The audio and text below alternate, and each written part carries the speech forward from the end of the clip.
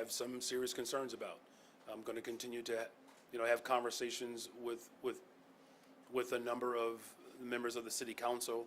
Look, the ultimate goal, of course, is to make sure that we are regulating a product that doesn't harm our children.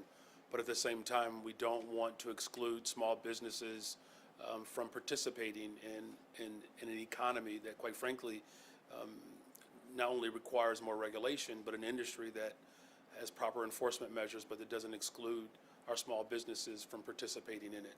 Like what we've seen in the past, particularly around marijuana and the legalization of marijuana, a number of small businesses were excluded and left out of the process. So there are still scores of individuals who were not a part of the conversation, and their considerations need to be brought to the forefront. Hi, Mayor. Hiding behind the tall guy in front. Oh, there you are. Wanted to raise the issue of the pension payment with only one payment made, another one coming later on. A number of alders expressed concerns today saying we passed the budget, it required that the payment be made. And they also, and I guess also wondering, what are the cash-strapped issues that prevented the city from making that full pension payment?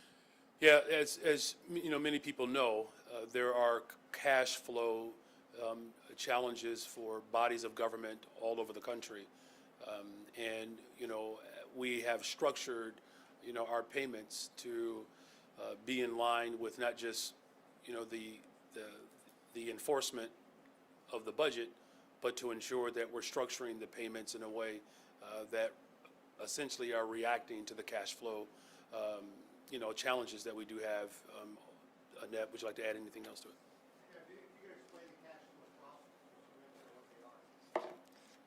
So I would say they're less problems and more about timing. So the City of Chicago, we work really closely with the Treasurer's Office around our distributions throughout the year, and we make a number of very large distributions at the beginning of the year, especially around pensions. And as you know, at the end of last year, we were actually fronting a number of payments to the pension funds in particular because of the delay in property tax. So while those pension funds would normally get their statutory contributions directly from property tax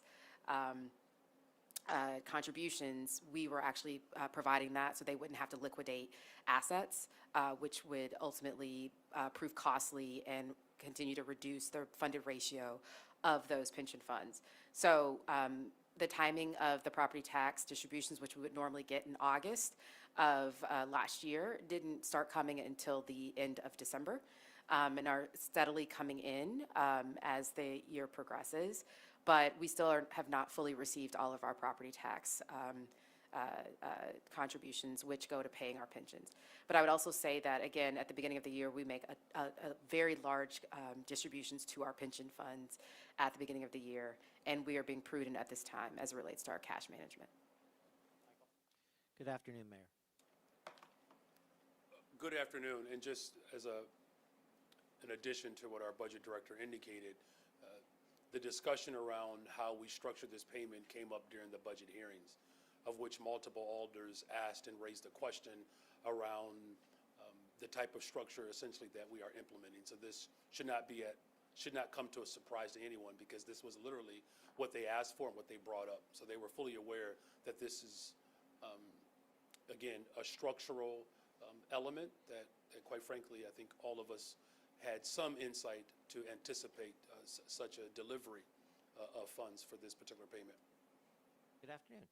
Did your administration work with Alderman Hopkins in crafting this revised version of his curfew ordinance, and is that something that you'd be more agreeable to, or do you agree that it addresses some of the constitutional questions that have been raised? Well, first of all, as we've always said, that our number one priority is to keep people safe, right? But we also wanted to ensure that whatever policy we put in place, that it had obviously a constitutional framework that would not subject us to litigation and ultimate harm for people.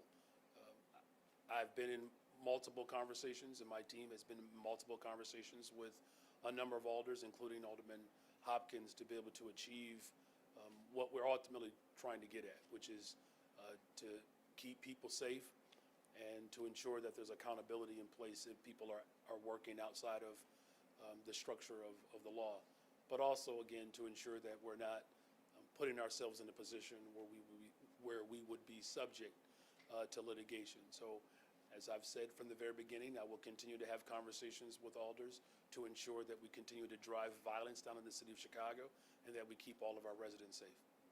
How you doing, Mayor Johnson? Doing actually pretty good. Bally's has asked for an extra year on the license for its Medina Temple Casino as it anticipates construction delays at the new location. How concerned are you about those delays and whether Bally's will be able to open the permanent casino on time?